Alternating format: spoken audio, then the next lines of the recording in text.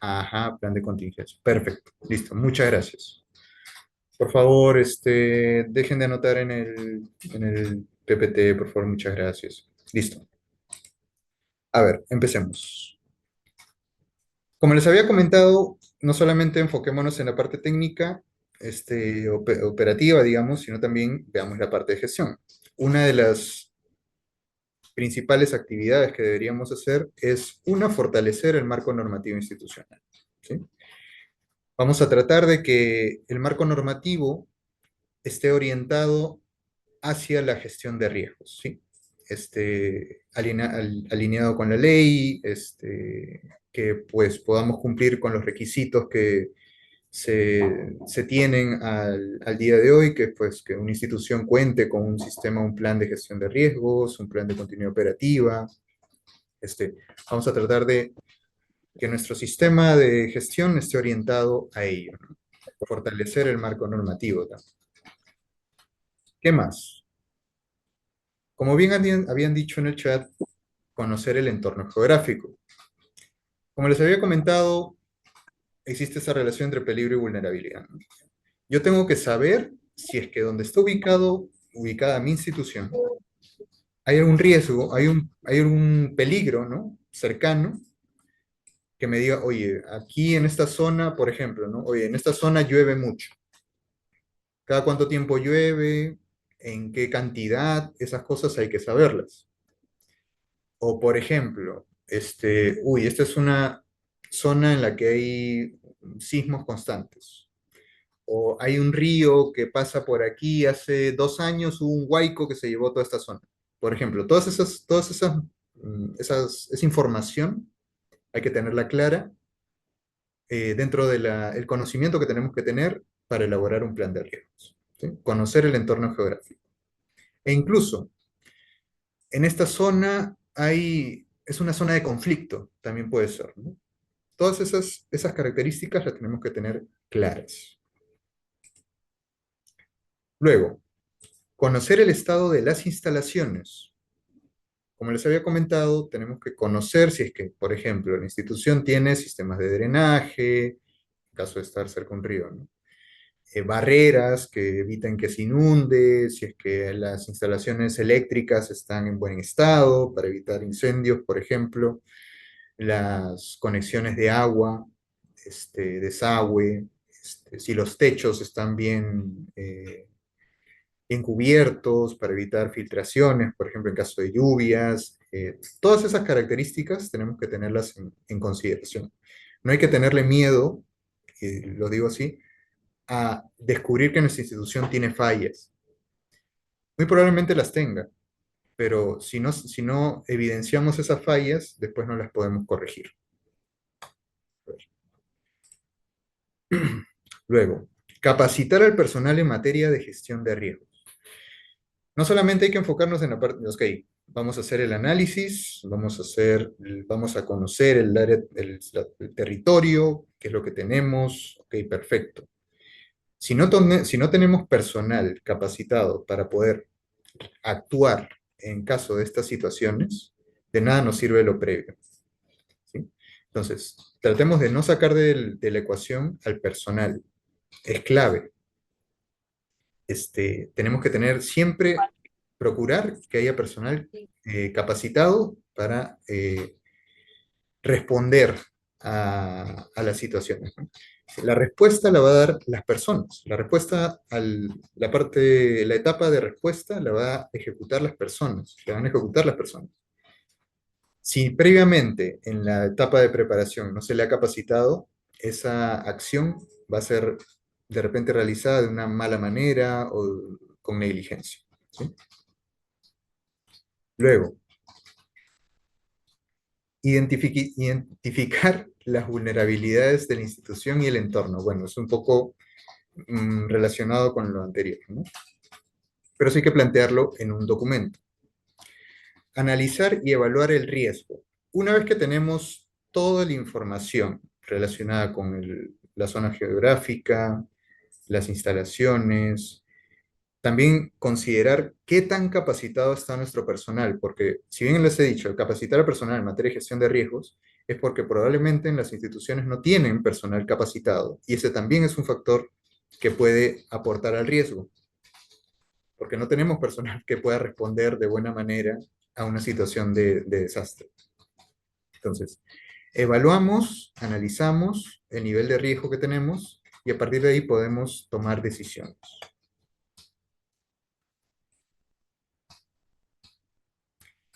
Verificar el estado de conservación del local, bueno, principalmente de las colecciones, ¿sí?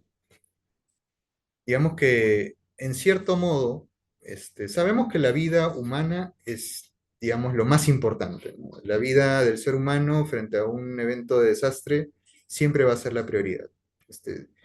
Y lo digo de todo corazón, entre perdernos de un libro y perder un ser humano, vamos a rescatar al ser humano. Eso ya lo sabemos. En el caso de, por ejemplo, eh, ya no hablemos de brigadas de rescate de seres humanos, hablando de brigadas especiales, que son aquellas que van a rescatar el material. En esos casos, para esa situación, tenemos que conocer el estado de conservación también de nuestros materiales para saber qué es lo que vamos a priorizar, ¿sí? En ese rescate, ¿no? Digamos que tengo una colección de libros y fotografías, placas de vidrio de fotografía, y ocurre un sismo. Luego del sismo, ¿qué es lo que voy a priorizar rescatar? ¿Los libros o las placas de vidrio? ¿Ustedes qué dicen? A ver, los leo.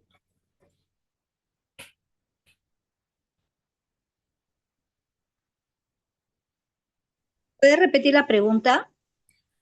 Si ocurre un sismo y en mi institución tengo libros, resguardo libros y fotografías en placas de vidrio, ocurre un sismo, ¿qué es lo que yo voy a priorizar rescatar? ¿Los libros o las placas de vidrio? A ver, placa de vidrio, placa de vidrio. Placa de vidrio, algunas personas dicen los libros.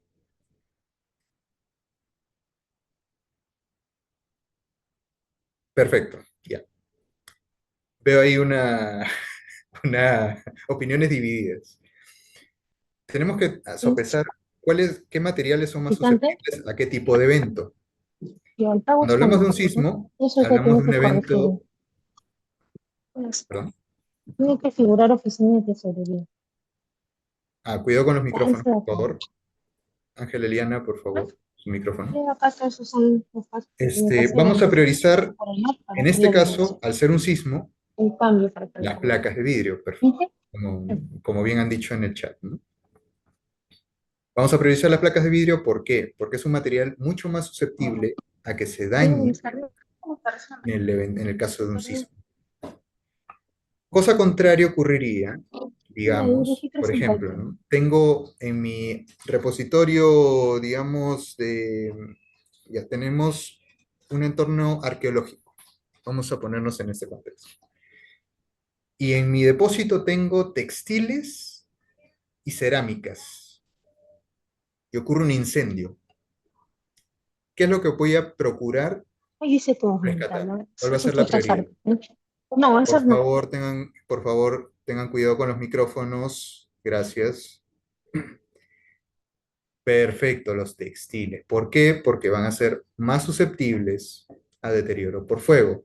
Obviamente, sabemos que no es que durante el incendio nos vamos a meter cual héroes del patrimonio a rescatar los textiles. No, eso no va a pasar. Nosotros vamos a rescatar los materiales luego de que ya pasó el evento. Ya entraron los bomberos, ya apagaron todo con su agua, ya mojaron todo, pero de igual forma, ¿por qué la prioridad son los textiles? Porque es lo que tiene mayor probabilidad de haber sido afectado por el fuego, ¿sí? Y por el agua también, en este caso por el agua que usan los bomberos, ¿no? Porque bueno, los bomberos, pues parte del protocolo de acción es tirar agua para mitigar el fuego.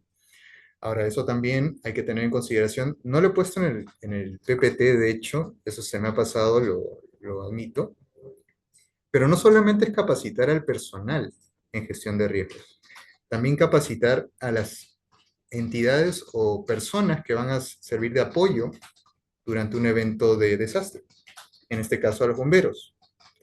Se pueden organizar sesiones de capacitación para capacitar a los bomberos y decirles, mira, en nuestra institución tenemos este tipo de materiales. Tenemos, ¿no? Entonces, lo que me gusta, o sea, lo que priorizamos nosotros es que ustedes puedan de repente poder priorizar estos espacios, para que puedan sufrir el menor deterioro posible en este tipo de situaciones, ¿no? Por ejemplo, decirles que preferiríamos que el repositorio de textiles sea el que ustedes atiendan primero, vayan ahí, ¿no? Entonces ellos ya saben, ¿no? Y eso, o sea, ahí no solamente es capacitarse uno, sino también capacitar a los bomberos, ¿no? Estas entidades que nos van a apoyar. Como dicen aquí, dice, hay que revisar los manuales de capacitación de bomberos y agregar el caso para bibliotecas. Exacto, eso es muy cierto. Dice, de nada sirve capacitarse si los alcaldes no dan un sol para las bibliotecas buenas. Sí, pues es verdad, ¿qué puedo decir? Pero bueno, tener la información siempre es útil. Vamos a capacitarnos, saber al menos qué podemos hacer, qué alternativas podemos tener, porque siempre se puede hacer algo. O sea, también, o sea, no digo que eh, vamos a inventarnos o a sacarnos de la manga materiales, insumos que no se pueden adquirir porque no hay dinero, ¿no? Pero, ok, no podemos comprar insumos porque nos dicen que no hay dinero, pero al menos podemos hacer la parte de gestión, al menos podemos ir avanzando con eso, ¿no? Elaborar un plan de continuidad operativa, capacitando al personal, organizándonos, ¿no? Siempre hay algo que se puede hacer, ¿no? Tratar de no limitarnos a, por ejemplo, no, es que no hay dinero, no hago nada, no. Siempre se puede hacer algo, pero sí, o sea, tampoco niego que es verdad que siempre los temas presupuestales nos limitan. Y bueno, y finalmente, como bien habían dicho en el chat, elaborar el mapa de riesgos. Una vez que conocemos nuestro entorno, conocemos nuestro edificio, nuestra institución, sabemos, tenemos personal capacitado, conocemos cuáles son las colecciones que queremos priorizar, podemos elaborar un mapa de riesgos que nos digan, ok, en caso de que ocurra esto, vamos a atacar en este orden de prioridades. Aquí, acá, acá y acá. Uno, dos, tres. Exacto, conocer las vulnerabilidades. Una vez que conocemos todo en lo que flaqueamos, todas nuestras debilidades, ¿no? Como bien habíamos dicho, es un sinónimo, digamos, ¿no? En este caso. A partir de ahí podemos elaborar un mapa de riesgos, ¿sí? Entonces, eso sería más o menos, a grandes rasgos, qué es lo que necesitamos saber para poder prepararnos frente a un evento de desastre. Entonces, bueno. Y ahora, ¿cómo nos podemos organizar? ¿Sí? Una vez que ya sabemos todo esto, tenemos que elaborar tal cosa, capacitar, etc., ¿no? ¿Cómo organizamos todo esto? ¿Quién toma la batuta? ¿Quién nos organiza? ¿Qué sé? Lo ideal es que se forme en principio un grupo de trabajo de gestión de riesgo y desastres en nuestras instituciones. ¿Sí? Ellos deben encargarse de coordinar y articular las acciones de gestión de riesgo y desastre en la entidad, ¿sí? En nuestras instituciones. Tenemos que ver ellos van a encargarse de coordinar, de hacer la parte de gestión, ¿sí? Luego de ello, es importante que haya un equipo técnico que implementen las actividades programadas por el grupo de trabajo de gestión de riesgo y desastre. Por ejemplo, en la Biblioteca Nacional existe un área encargada de gestión de riesgo y desastres, y el grupo técnico encargado de implementar las actividades, en este caso, es la Unidad Funcional de Conservación y Digitalización.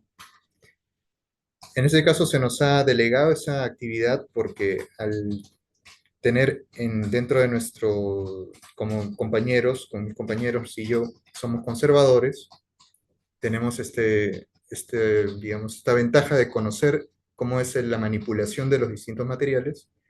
Entonces, a nosotros se nos ha designado como equipo técnico para realizar esta actividad. Y a partir de ahí, de que existe un equipo técnico, se pueden crear las brigadas especiales. Bueno, brigadas de distintos tipos en realidad. Puede haber una brigada de evacuación, ¿sí? Encargada de evacuación de personal, como les dije. Primero siempre van a ser las personas, ¿no? La evacuación de personal, visitantes, usuarios de las bibliotecas, etc., ¿no? Después puede haber una brigada contra incendios, ¿no? Encargada de manejo de extintores, que pueda atender de forma rápida y, ¿no? En primera instancia un amago de incendio, por ejemplo, ¿no? Las brigadas de primeros auxilios que puedan responder o atender de forma primaria, ¿no? A algún personal que haya sufrido algún tipo de afección, ¿no? Ya sea por el humo de un pequeño incendio, ¿no? Un pequeño fuego que se haya encendido, ¿no? O en caso de que por un movimiento sísmico se haya tropezado, se haya caído, poder atenderlo, ¿no? Hasta que vengan los bomberos. Y otra brigada que hable sobre el cuidado y traslado de material bibliográfico, o brigada ahí estamos hablando de las brigadas especiales, ¿no? La brigada especial es aquella encargada de el rescate de material patrimonial, los bienes que resguardamos en las instituciones, ¿no? Entonces, eso sería principalmente la organización que se recomienda tener en las instituciones.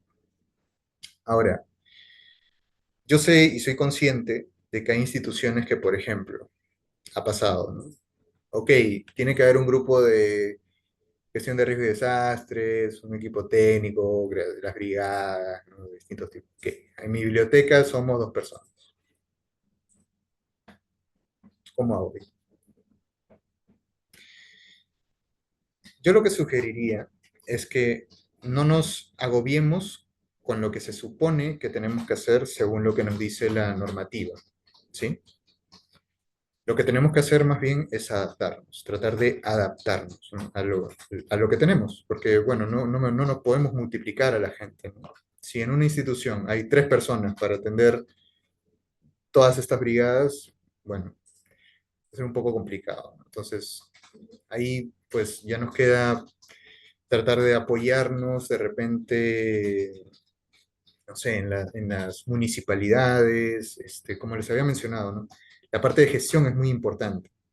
Buscar aliados estratégicos, de repente un colegio cercano, este, conversar, ¿no? Entre las instituciones para de repente poder apoyarnos, ¿no?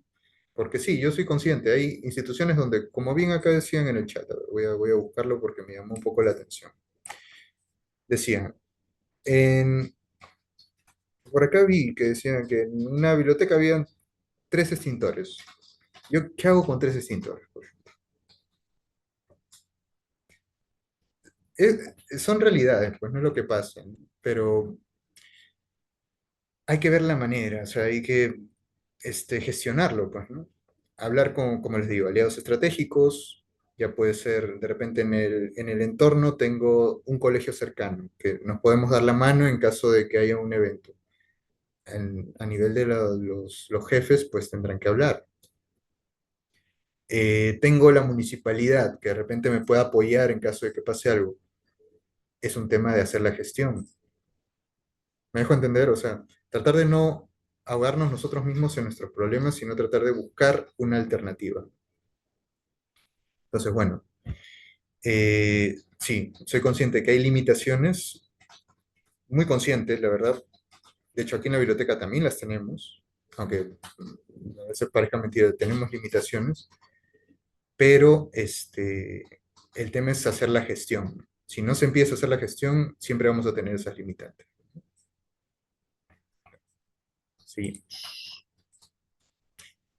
Y bueno, ya aquí como a manera de, digamos, un pequeño resumen, porque el cuadro anterior, como les había mostrado, uy, se fue para otro lado. Un ratito. Vamos a regresar aquí. que a veces esto ahí está. Vamos a compartir de nuevo.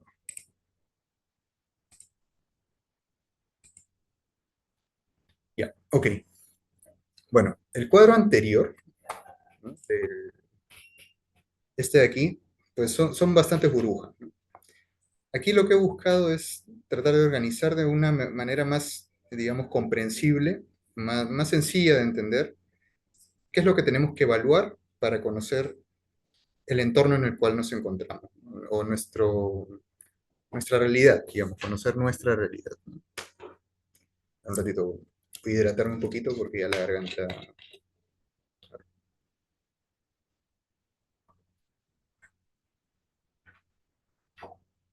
Ok,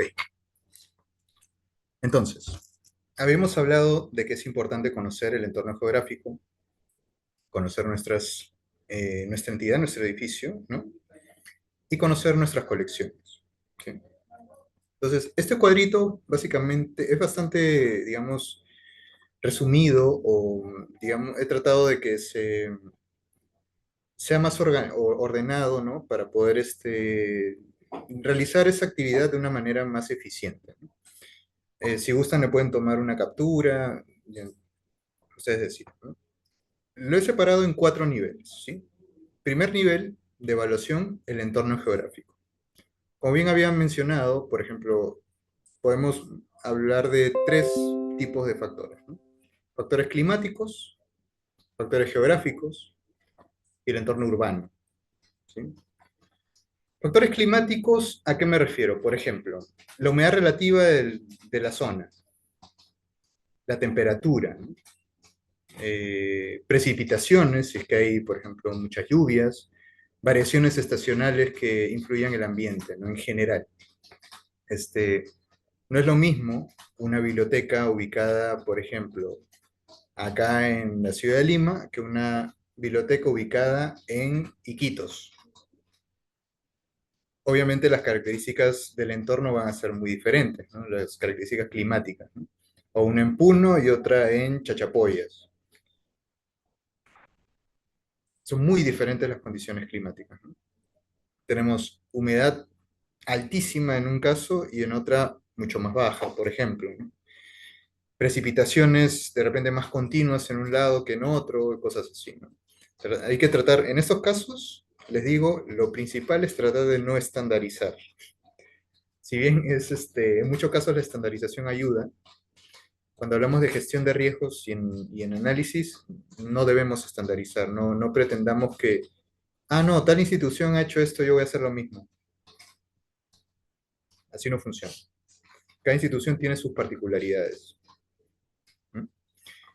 Luego, factores geográficos. La ubicación del archivo o la biblioteca, por ejemplo, ¿no? ¿Dónde está ubicado? Ya hemos hablado de que pues, está cerca de un río, es una zona sísmica. Todo eso puede condicionar el nivel de contaminación también, ¿no? También puede condicionar la humedad incluso, ¿no? Las condiciones ambientales, porque si estamos, por ejemplo, cerca a nuestra biblioteca, digamos, está cerca al mar, ¿no? Estamos en una biblioteca que está cerca al mar. Las condiciones de humedad ahí van a ser muy altas. Entonces, todo eso hay que tenerlo que... todos estos factores se interrelacionan también. Y también el entorno urbano, ¿no? La proximidad, por ejemplo, a fuentes de contaminación como industrias, fábricas, avenidas muy circuladas, muy transitadas, ¿no? Todos esos factores son muy importantes. Por ejemplo, voy a poner de ejemplo aquí a Lima, ¿no? No es lo mismo por ejemplo, que nos ha pasado en alguna visita técnica que hemos realizado, un archivo ubicado acá, un poco a las afueras, en Cieneguilla, a un archivo en el centro de Lima, en la avenida Bancay. ¿Cuál tiene mayor probabilidad de polución? Obviamente el que está, Más reloj. en el centro de Lima. Hay un nivel de polución mucho más grande, porque por ahí hay una circulación de vehículos y los gases que emanan en esta zona.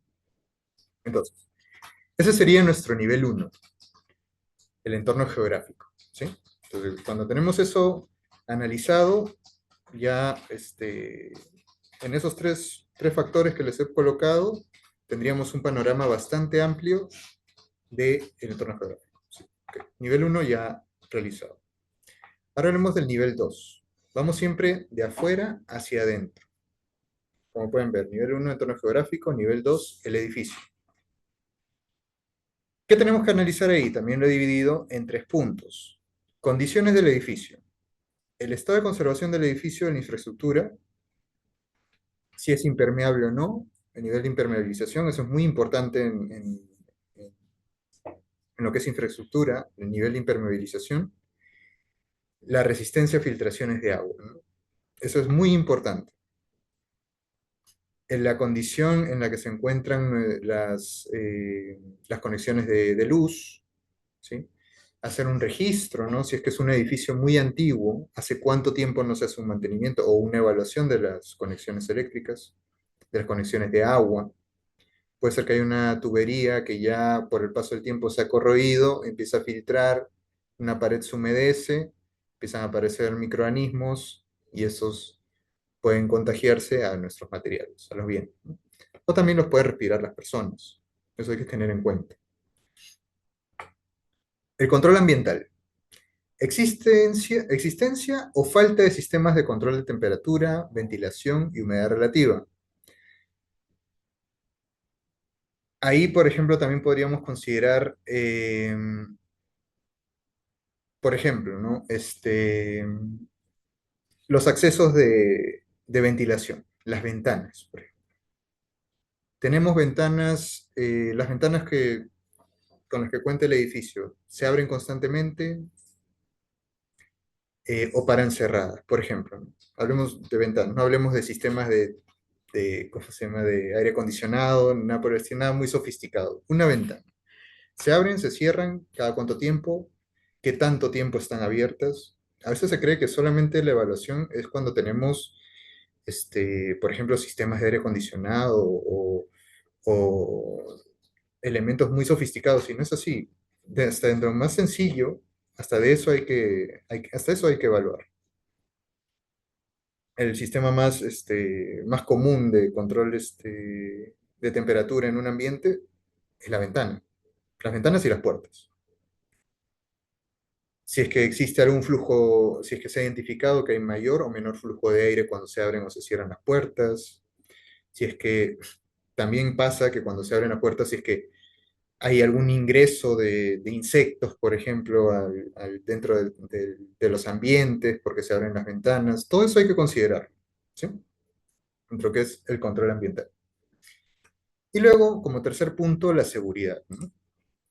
La seguridad, no solamente me refiero, o estamos hablando de el clásico huachimán, ¿no? O el señor de seguridad que está en la puerta vigilando que no entren a robarse las cosas, sino también de los sistemas, por ejemplo, de antiincendios, por ejemplo, alarmas. ¿Contamos con esos sistemas o no? En caso de no contar con esos sistemas antiincendios, ¿tenemos algún protocolo? ¿Estamos organizados de alguna manera para que en caso de que se observe algún amago de incendio, este, alguien alerte de alguna manera? Tenemos que tener en consideración también, y eso también por experiencia, las empresas de seguridad no siempre dentro de sus protocolos de acción tienen en consideración alertar frente a una situación de emergencia. Eso ténganlo con mucho cuidado. Si se contrata una empresa de seguridad, porque lo más probable es que se tercerice, asegúrense o sí, asegúrense de que parte de su protocolo sea también avisar en caso de que se observe una situación de emergencia, una situación de desastre, un posible desastre. Esa parte de posible declaración de desastre la vamos a ver en la siguiente sesión.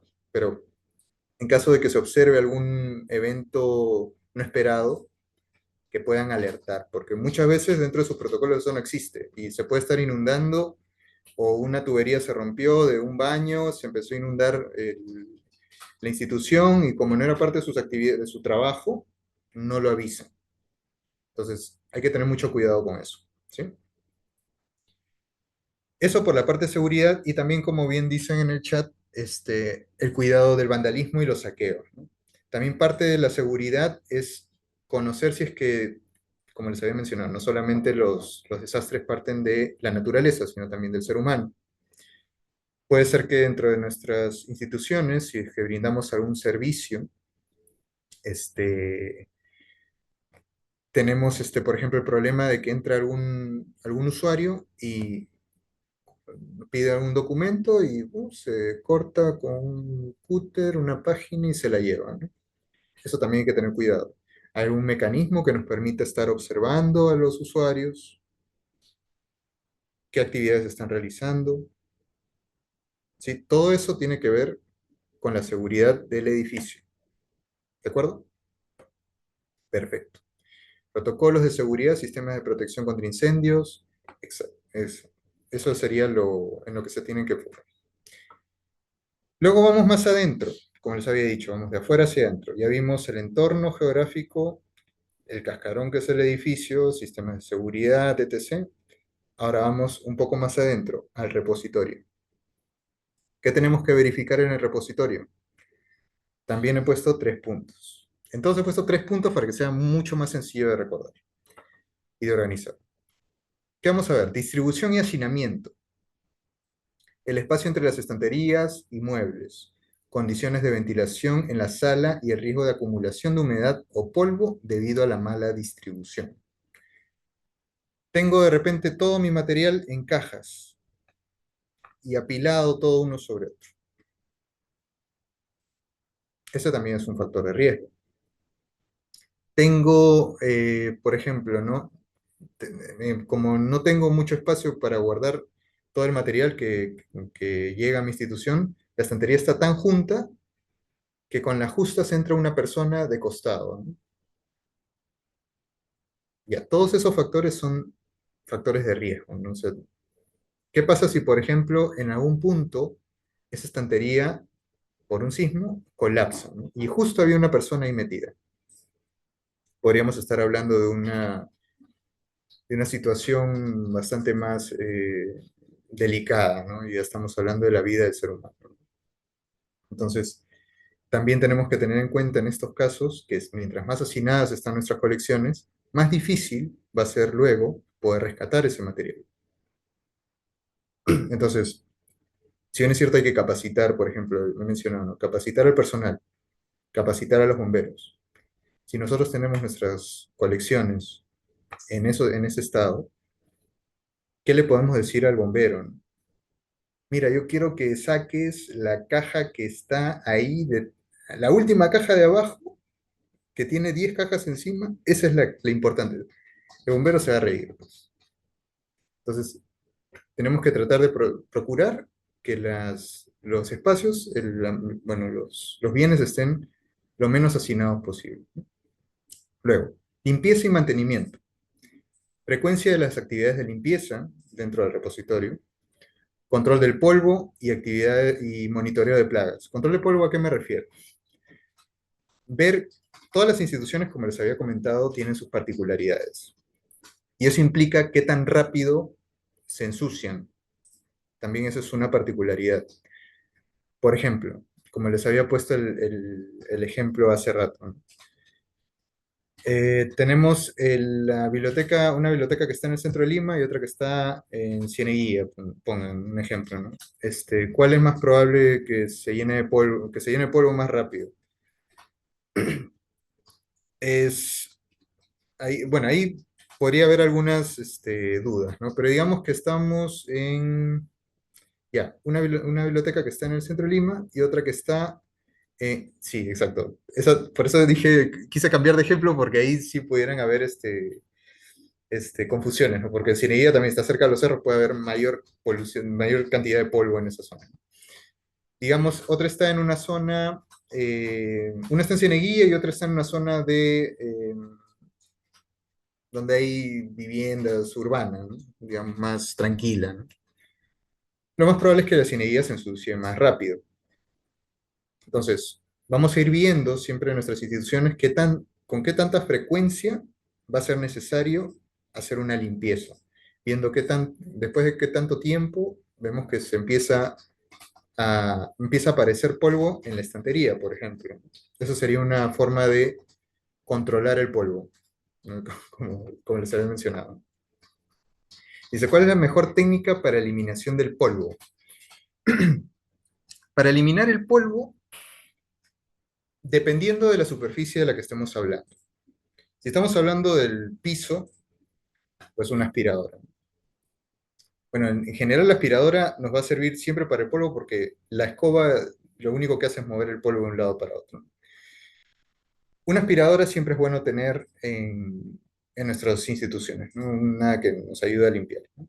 Ahora, si estamos hablando del piso, pues una aspirada directa no pasa nada. Si estamos hablando de la estantería, lo que tendríamos que hacer ahí es retirar primero los libros y con ayuda de un paño seco y una aspiradora podemos ir limpiando.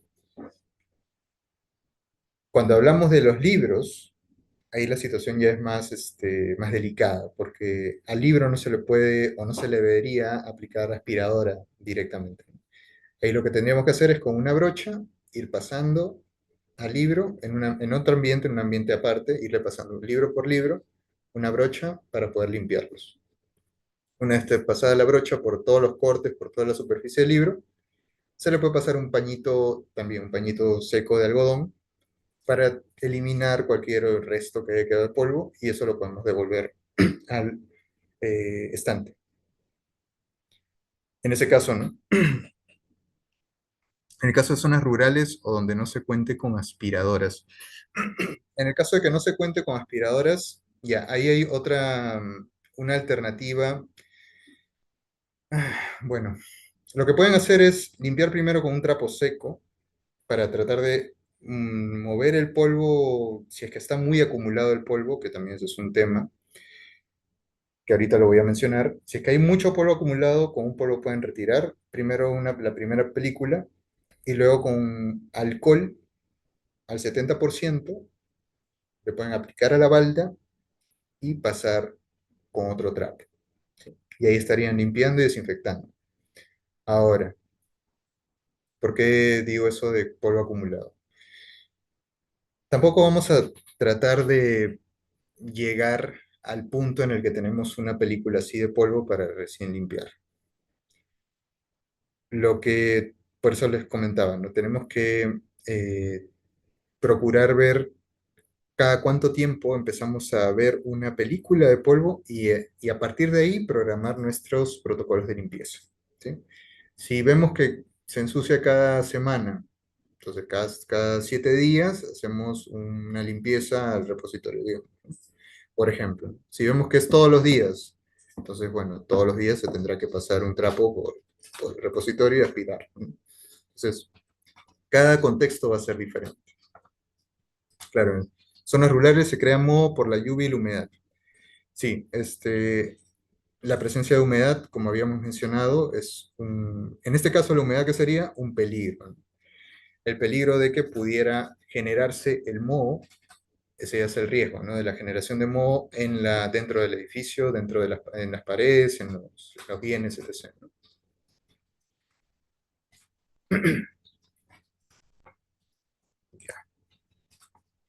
Ok.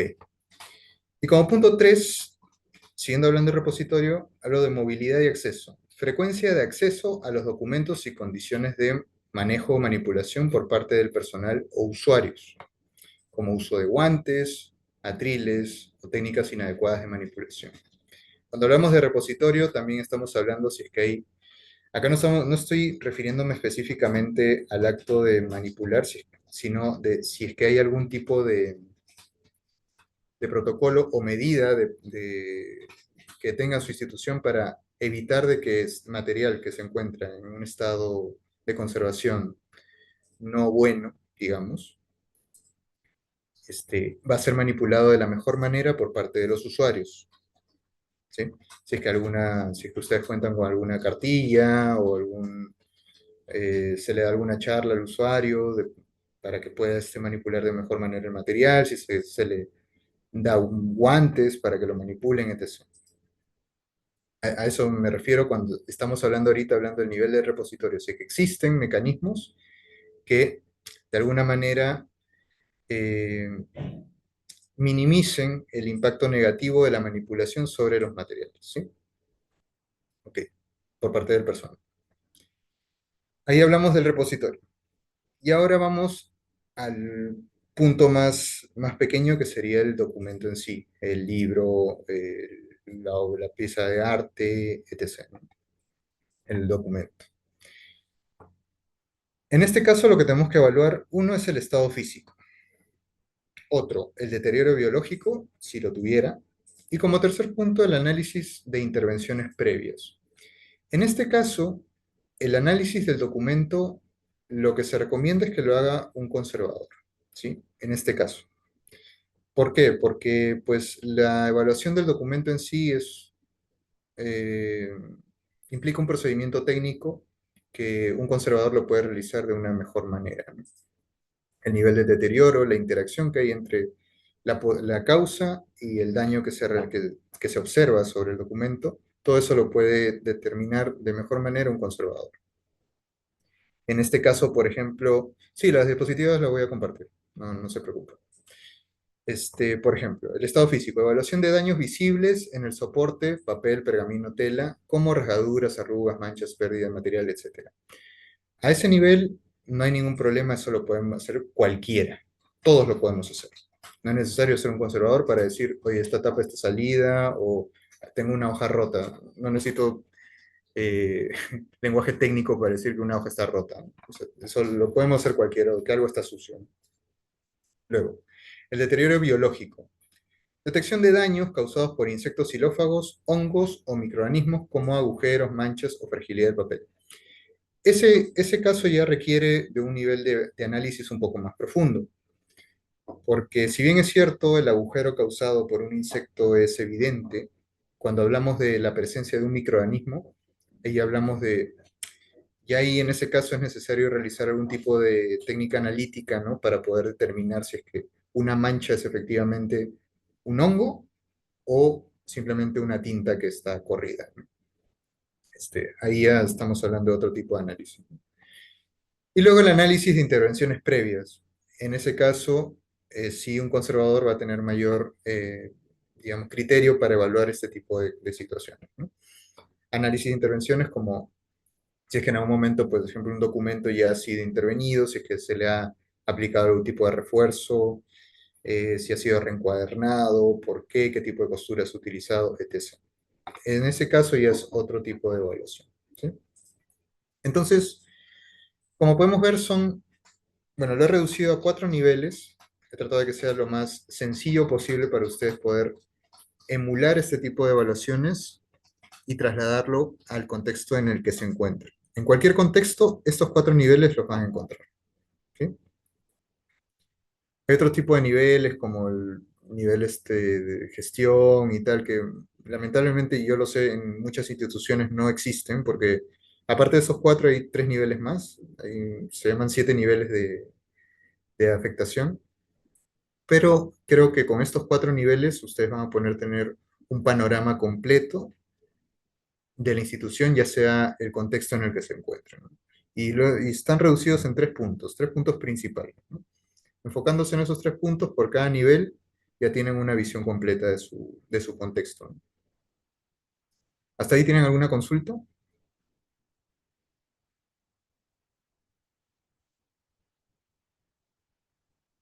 Ok, perfecto. Para la parte final, ¿les parece si hacemos un pequeño break de 10 minutos? Nos encontramos aquí a las 4:10. ¿De acuerdo? Sí, estoy bien. Listo, listo, muchachos. Entonces, 4:10 nos volvemos a encontrar. Sean puntuales, por favor. Gracias.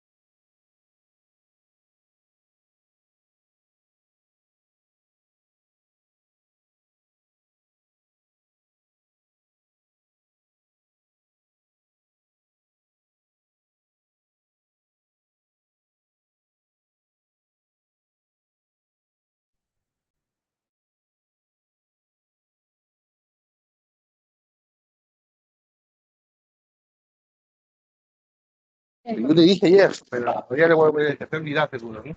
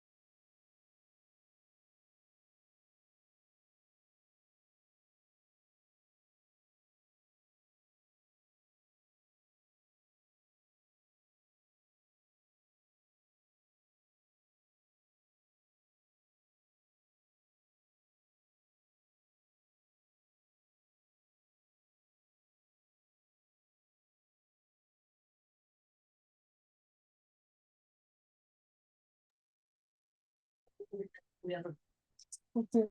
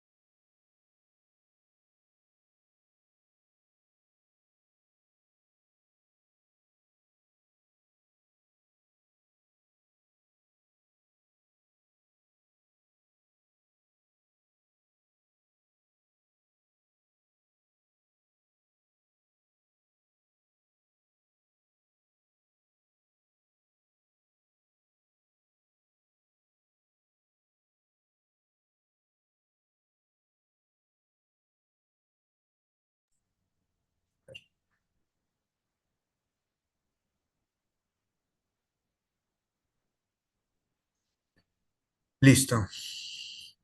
Entonces, sí. Listo, muchachos. Seguimos entonces.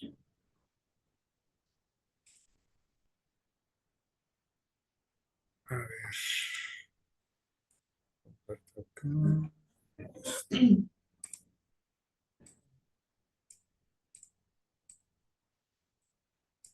Ya,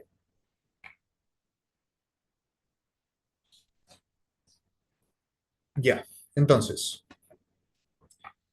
continuamos.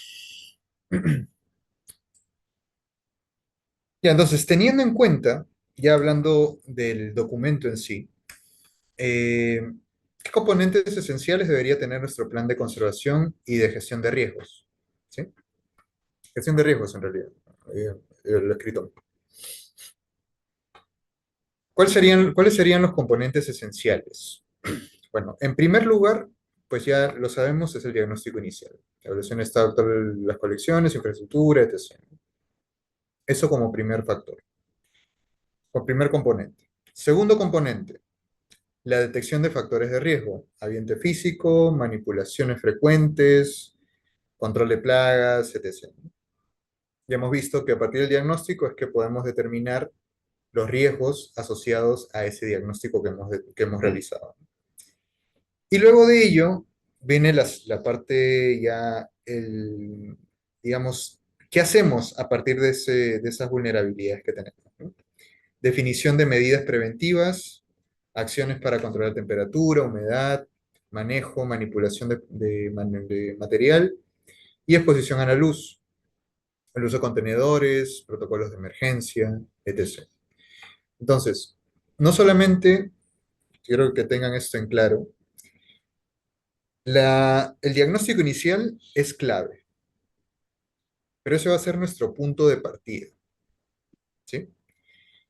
La detección de factores de riesgos va a ser la carrera en sí, que vamos a empezar, digamos, haciendo un símil con una carrera. Tenemos el punto de partida, es el diagnóstico. Empezamos a correr con la detección de riesgos y el punto, digamos, final es la definición de medidas preventivas. Esto hablando de todo el plan de gestión de riesgos. Ahora, ¿qué pasa si no colocamos las medidas preventivas al final? Nos quedamos en una carrera que nunca va a tener fin, pues nunca vamos a llegar a una meta. Tenemos que tomar acción frente a esos riesgos que hemos identificado. No podemos simplemente decir, ok, mi techo tiene 400 grietas, va a llover y me voy a mojar. Ok, va a llover y te puedes mojar. Pero ¿qué vas a hacer con esas 400 grietas que tienes? ¿Cómo puedes paliar esa situación? Eh, no, porque es que no me dan presupuesto y tal. Ya, ok. ¿Cuáles son las alternativas que se han presentado para ello? Sabemos que soluciones, siempre se presentan un abanico de soluciones para cada problema, tiene un abanico de soluciones. Tenemos desde soluciones que son de bajo costo hasta soluciones de muy alto costo. Si entre las soluciones que tengo, por ejemplo, vamos a poner el ejemplo del techo, ¿sí? Digamos, yo tengo mi techo agrietado. A la vez no tiene defogues donde pueda ir el agua cuando cae la lluvia. ¿Qué es lo que puedo hacer? Ok, una solución sería cambiar todo el techo, ¿sí? Cambiar todo el techo, sacar todo, un proyecto ahí de construcción, ¿no? Y tal. Obviamente, supongo que eso sería un presupuesto mucho más elevado y sería mucho más elevado y a la vez, de repente, a nivel de gestión, pues es impensable que alguien vaya a aceptar ese proyecto. ¿Qué otra alternativa tenemos? Bien dicen en el chat. Bueno, canaletas. Ok, ese sería un primer paso. Instalación de canaletas. ¿Qué otra opción tenemos? ¿Será posible, de repente, cubrir el techo con algún material que permita que el agua resbale por ahí sin necesidad de atravesar esas grietas que tenemos? De repente podemos, obviamente, estas medidas, cuando hablamos de medidas de bajo costo, por lo general, no digo que siempre, pero serán de un 100% de las veces, lo más probable es que un 90% de ellas, de esas soluciones de bajo costo, impliquen un mantenimiento más constante. ¿Qué quiere decir eso? Que si, por ejemplo, yo pongo sobre mi techo una lona para que el agua resbale, o una pintura impermeable, como bien dicen aquí en el chat, lo más probable es que eso con el tiempo tenga que volver a evaluarlo, ver cómo sigue y de repente cambiarlo, porque todo se deteriora. Entonces, todo eso hay que tenerlo en cuenta, ¿no? O sea, vamos a optar por una solución de bajo costo, pero que va a requerir una observación con mayor frecuencia. ¿Estamos claros ahí? Entonces, por ejemplo, ¿no? Eso sería una medida paliativa, ¿no? de ese contexto en el que nos encontramos. Entonces, como les digo, siempre lo que nosotros vamos a buscar es que la solución, que hay una solución, pero soluciones pueden haber muchas, como les digo, de un bajo presupuesto o de un presupuesto muy alto. Siempre tenemos que también tener en consideración nuestra realidad, nuestro contexto, para poder hacer los requerimientos, porque también pasa que a veces el requerimiento excede a las posibilidades de gestión del contexto en el que nos encontramos. Entonces, no se puede hacer algo al respecto dentro de ese contexto y se piensa que no se puede hacer nada. Hay que también ubicarnos dentro de nuestro contexto, ¿sí? Luego, a ver, dice, profesor, una consulta. ¿Va a haber examen y por qué medio lo van a pasar? Acabo de revisar el aula virtual y no aparece el curso. Sí, no se preocupen. Dentro de esta charla, de hecho, hay una actividad que les voy a pedir que la resuelvan. La voy a dejar, bueno, voy a ponerla aquí dentro de las diapositivas y tiene que ver con la clase de hoy día. Para la clase de hoy día hay una pequeña evaluación. Este, de eso es que se va a, digamos, a hacer el trabajo, digamos, va a ser un pequeño trabajo. No se asusten porque no es muy complicado, es solamente de lo que hemos hablado hoy día. No se preocupen. Y las diapositivas las voy a pasar, no hay problema. Entonces, bueno. Y luego de eso viene el desarrollo del plan. ¿Cómo voy a desarrollar yo el plan? Primero, siempre lo que vamos a partir de ahí es de establecer las prioridades. Yo no puedo atender todo al mismo tiempo. Eso es muy difícil, ¿no? Que podamos resolver todo al mismo tiempo. Por lo tanto, vamos a hacernos una pregunta muy clave, ¿no? ¿Qué materiales necesitan atención urgente y cuáles pueden esperar? Ahí tenemos que ser totalmente sinceros y realistas. ¿Qué necesita atención prioritaria y qué, con el dolor en mi corazón, lo que ustedes gusten, qué es lo que puede esperar? ¿Sí? De repente hay material moderno que pues no requiere tanta atención como de repente un material histórico, ¿no? Que de repente es único. Hay muchas características que lo pueden determinar como prioritario. Entonces vamos a establecer esas prioridades, ¿sí? Como les había mencionado también, no es lo mismo, o sea, por tipo de evento también hay diferentes prioridades. Como les había puesto el ejemplo de un contexto arqueológico entre textiles y cerámica en un incendio, ¿qué es prioritario? Los textiles. En un sismo, ¿qué será más prioritario? ¿Los textiles o la cerámica? En un sismo, ¿cuál será la prioridad? A ver, póngamelo en el chat.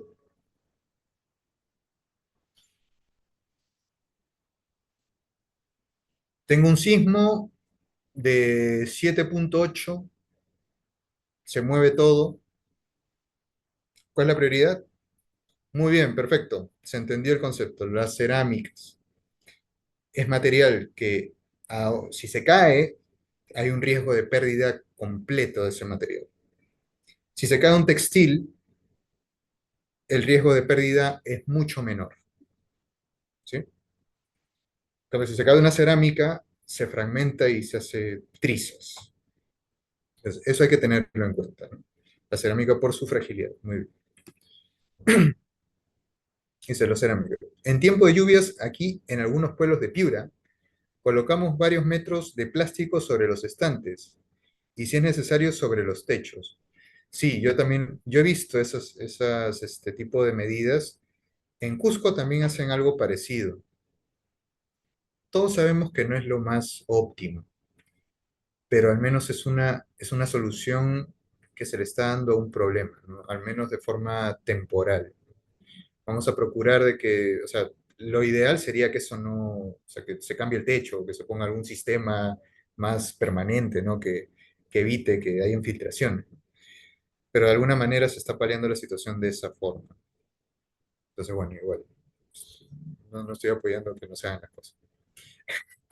Luego, Segundo punto, el plan de acción. Luego que ya tenemos las prioridades establecidas, vamos a la acción, el plan de acción. Definimos las tareas, los responsables y los recursos necesarios para realizar estas acciones. ¿Sí? Que hay que reforzar el techo, ok, ¿qué áreas son qué áreas son las que van a estar involucradas en eso? De repente, mantenimiento, ok, mantenimiento tiene que elaborar los términos de referencia para hacer la compra de la lona, qué sé yo, lo que se vaya a colocar. Que hay que capacitar al personal porque no está capacitado, se ha identificado que hay personal que nunca ha llevado capacitación en gestión de riesgos. Se realizan, por ejemplo, este tipo de charlas, este tipo de cursos, este, se, de repente si es que hay personal dentro de su institución, ya se ha establecido un equipo, un grupo de trabajo de gestión de riesgo, ellos pueden realizar las capacitaciones, por ejemplo. Y al público específico que va a estar encargado de esta actividad dentro de la institución. ¿Sí? Todas esas acciones, definir las tareas, quién se va a hacer cargo de esas tareas y los recursos que va a necesitar, todo eso hay que establecerlo dentro del plan, como segundo factor. Y por último, establecemos las estrategias de seguimiento y evaluación continua. Al inicio del curso de hoy, les mencioné que la gestión de riesgos no es una actividad uy, hubo un sismo, ya, voy a hacer gestión de riesgos cuando hay un sismo o cuando hay un incendio. No, la gestión de riesgo es de todos los días. En este caso, cuando hablo de estrategias de seguimiento y evaluación continua, es que si yo ya sé que hay una grieta, por ejemplo, en un techo, yo lo que tengo que estar observando es si esa grieta ha crecido con el paso del tiempo, se ha mantenido estable, no creo que se reduzca, pero eso yo tengo que ir observando. Tengo que ir observando, como había mencionado, si es que hay acumulación de polvo en la estantería.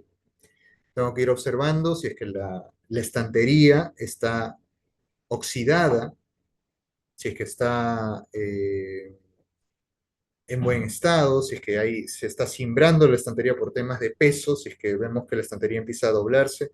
Todo eso hay que irlo registrando de forma continua. Tiene que haber un seguimiento a esa evaluación inicial que hicimos, luego tiene que haber un seguimiento. No se trata de que ya lo evalué en el 2020 y ahora que estamos en 2025 no se ha vuelto a ver qué es lo que pasó en ese repositorio. No. Se supone que todos los años tendría que haber una evaluación de esos ambientes, ¿no?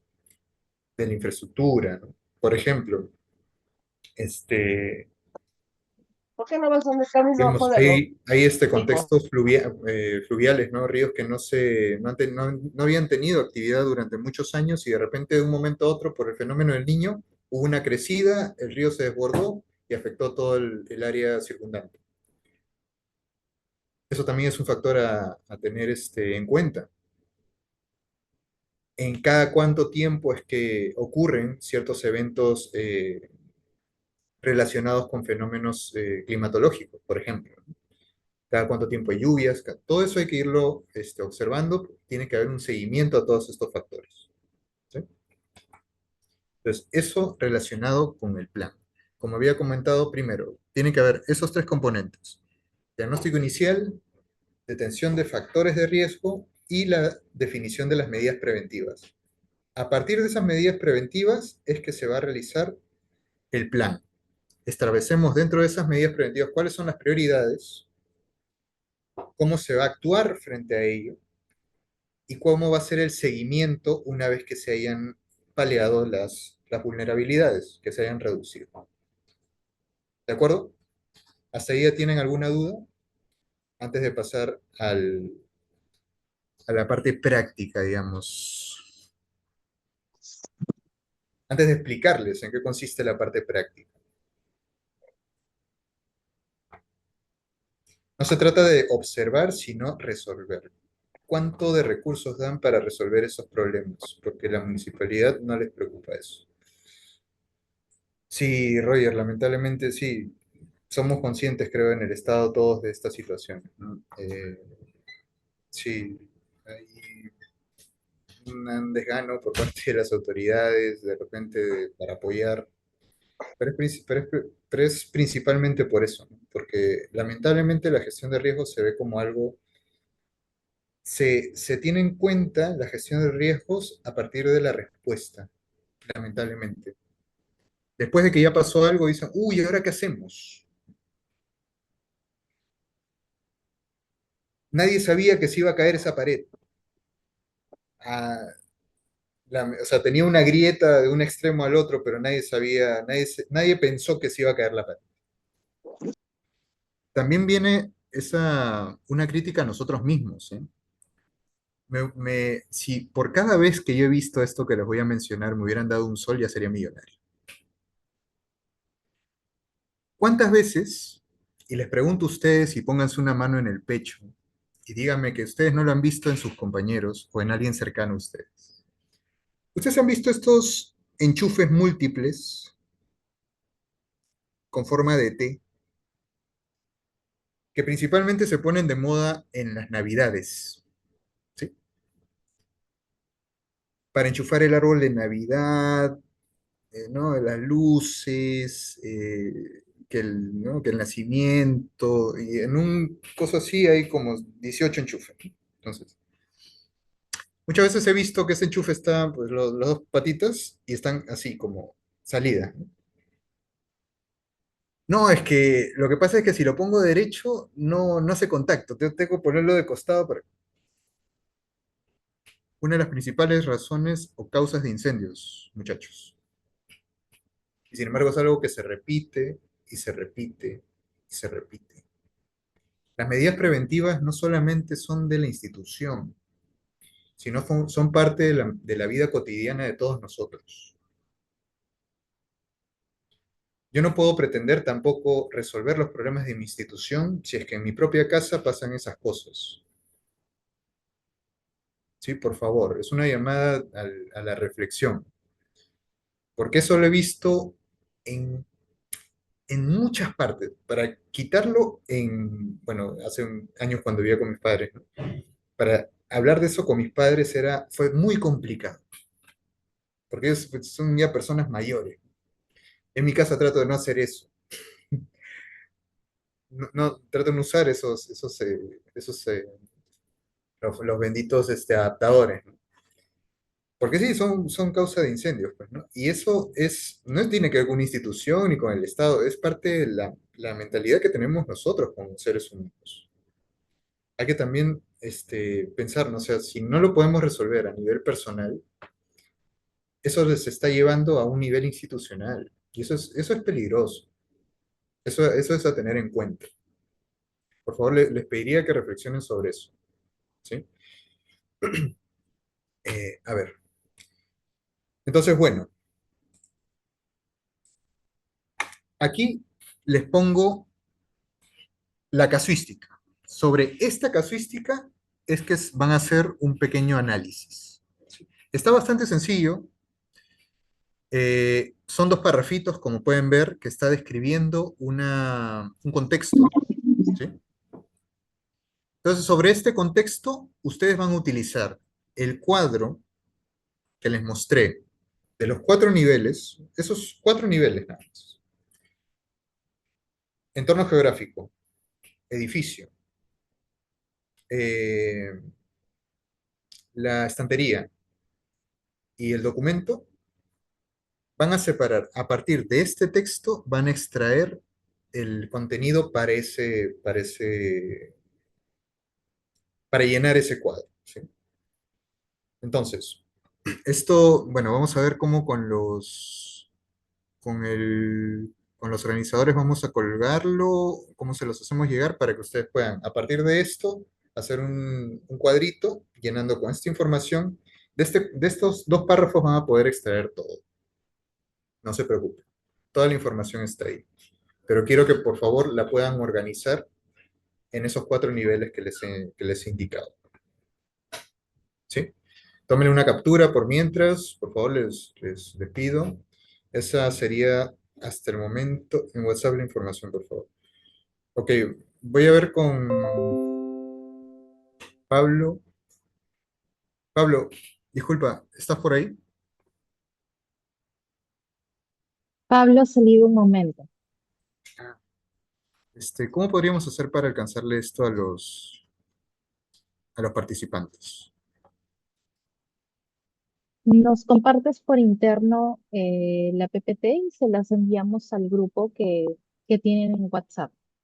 Ya, perfecto, perfecto.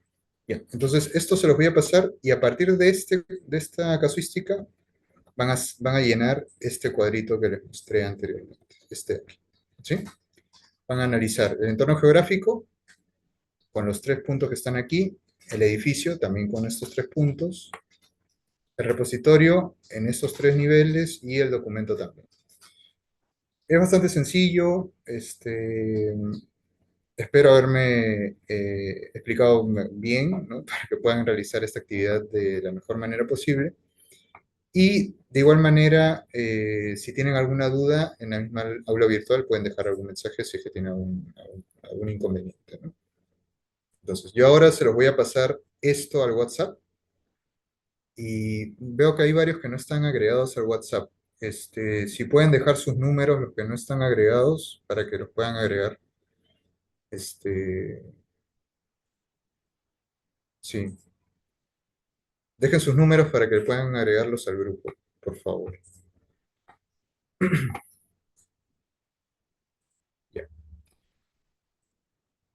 Entonces, hasta ahí sería la clase de hoy día, dejándoles esta actividad como actividad para para ese fin de semana, para poder evaluarlo el día, bueno, para el día lunes ya, ¿no? Este, y eso sería todo. Aquí tenía una imagen para poder evaluar juntos, pero ya estamos sobre la hora. Bueno, muchas gracias por su atención y su participación. Muchas gracias.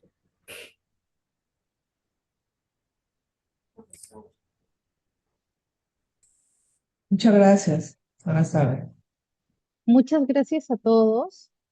Por favor, a todos los asistentes, los que aún no ingresaron.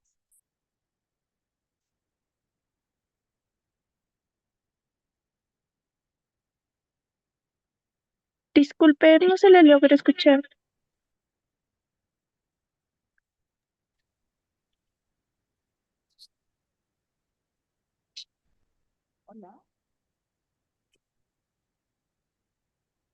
Disculpe, buenas tardes. No se escuchó la última parte que indicó, por favor.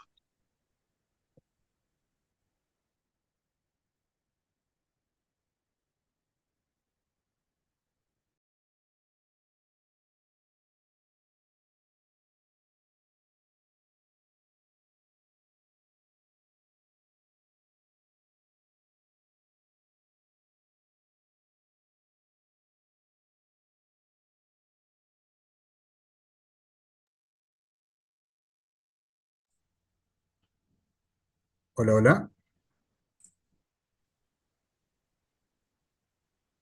Hubo unas indicaciones por parte de Paula, creo. Sí, pero no se escuchó nada. Sí, la Sí. última parte no se le escuchó nada. ¿Podría repetir, por favor?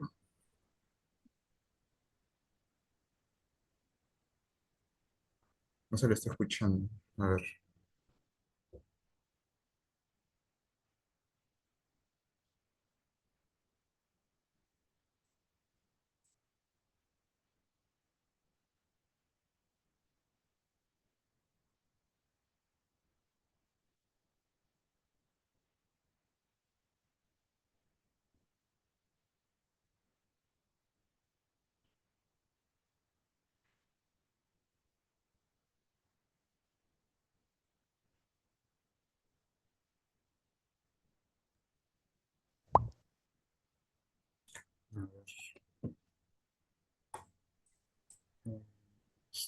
A ver, estoy tratando de comunicarme con... Una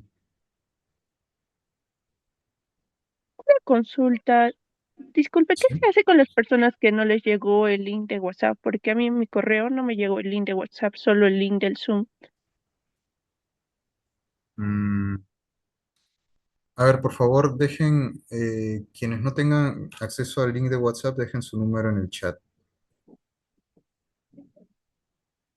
para que Buenas cualquiera de tardes. los que Sí, en nos mi puedan casa agregar. también acceso al, no tengo acceso al link de WhatsApp y tampoco del aula virtual. Sí, no me están contestando muchos.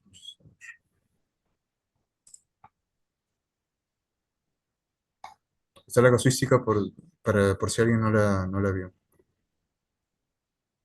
A ver, denme un segundo, por favor. Ahorita me comunico con los muchachos.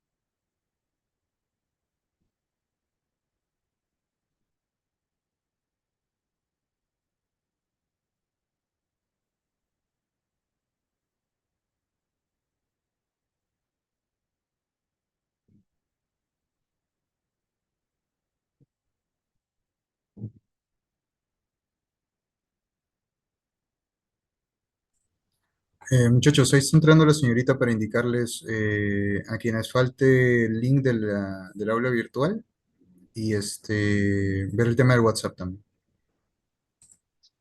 Buenas tardes. ¿Qué Buenas tal? tardes. A todos los que no se han inscrito todavía en el enlace de la reunión, les pediría que vayan registrando su inscripción, ya que solo estará abierto hasta finalizar la reunión. Igual el día lunes estamos retomando la siguiente sesión. Muchas gracias. Milagros, Milagros, Milagros. Sí. Hola, Milagros, sí, había un inconveniente, los muchachos dicen que algunos no les han llegado el enlace del aula virtual y varios no se les ha incluido en el WhatsApp. Han dejado su WhatsApp aquí en el chat. Si fuera posible agregarlos, sería genial, pues, ¿no? O pasarles el link del aula virtual por aquí.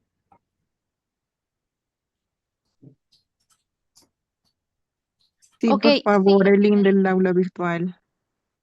Les vamos a compartir el link para que puedan agregarse al grupo.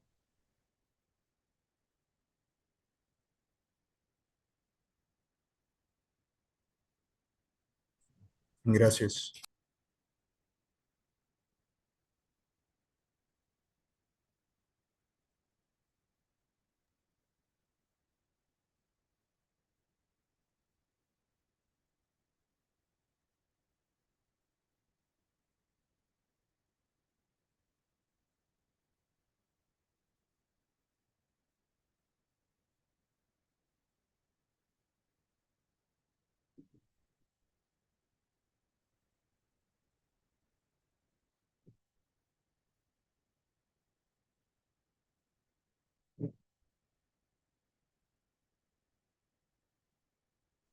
Se acaba de compartir el enlace del grupo de WhatsApp para que puedan hacer todas sus consultas y también para que se puedan unir, por favor.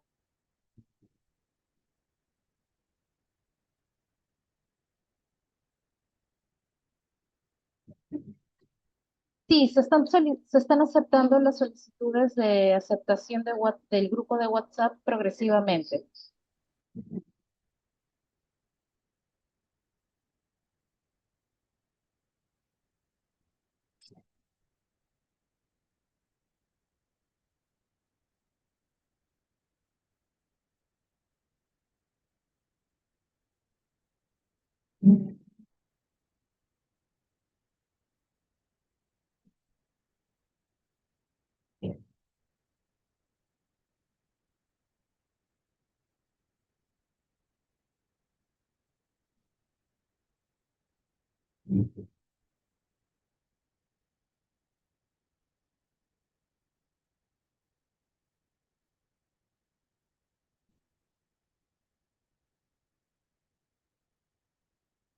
Buenas tardes, estamos dejando el enlace del chat de los comentarios para que puedan unirse al grupo.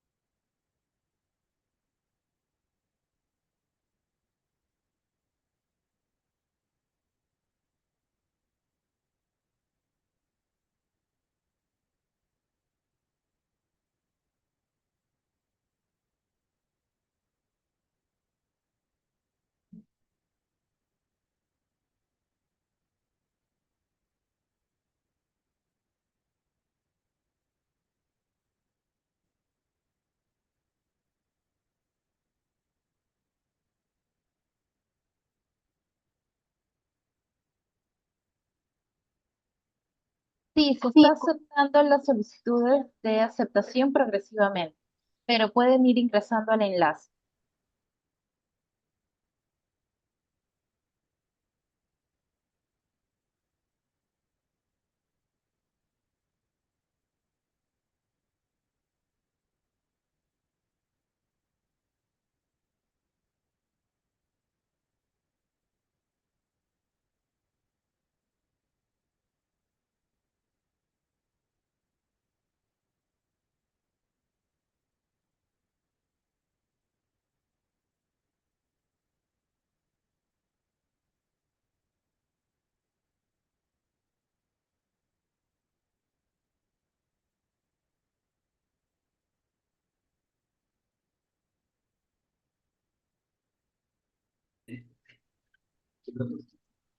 Toda la información de la capacitación del día de hoy y también que será el día lunes, se pasará la información por el enlace de WhatsApp, por el grupo.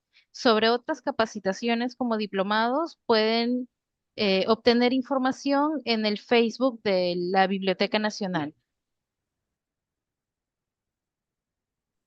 o en la página de la biblioteca. Disculpa, ¿y por qué medio podemos enviar el ejercicio que nos han dejado?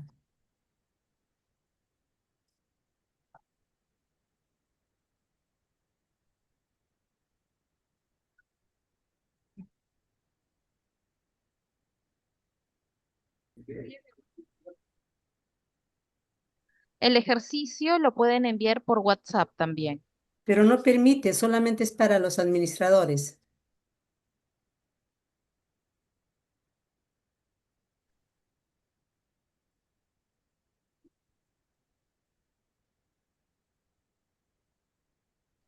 El grupo se va a habilitar el día lunes para que puedan enviar todas sus evidencias de la tarea que han dejado el día de hoy. Asimismo, se van a absolver cualquier duda de las capacitaciones por el grupo. Ok, gracias. Disculpe, ¿en qué horario van a habilitarlo el lunes? ¿En la mañana o o en la tarde?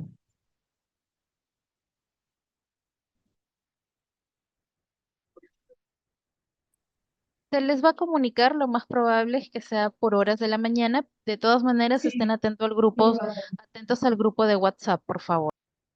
Bien, muy amable, gracias, buenas tardes.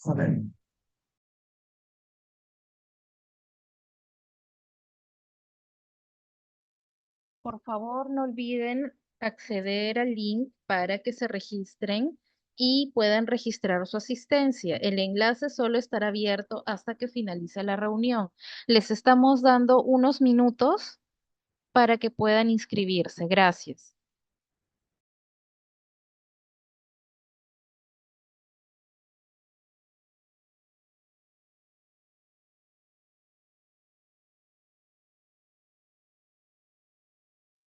Se está compartiendo nuevamente el enlace de la reunión para que puedan acceder al grupo de WhatsApp.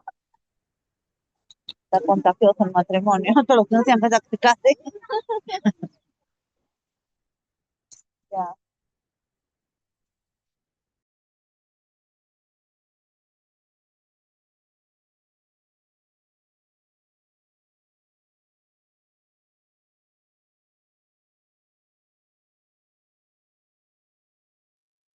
Sí, en unos minutos se va a aceptar en el grupo.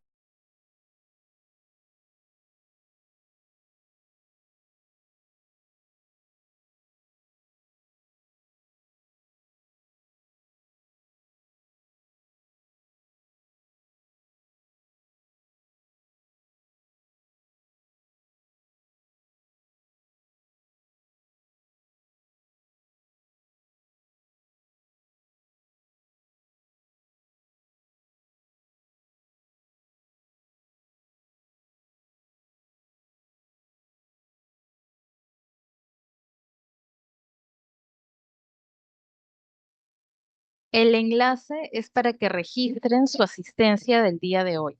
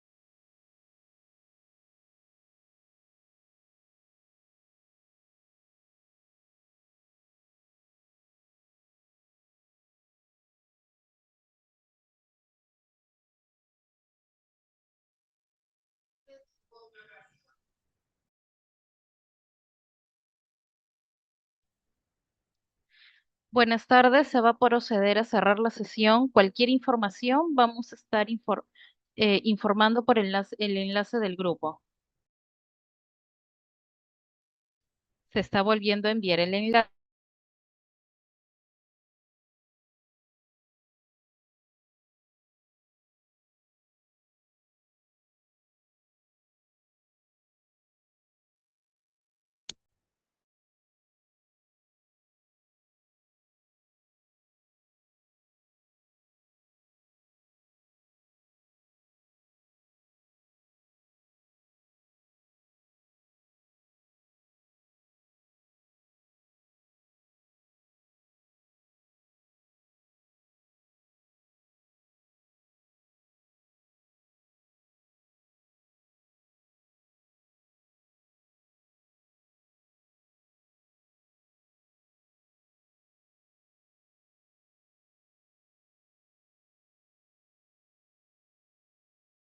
Record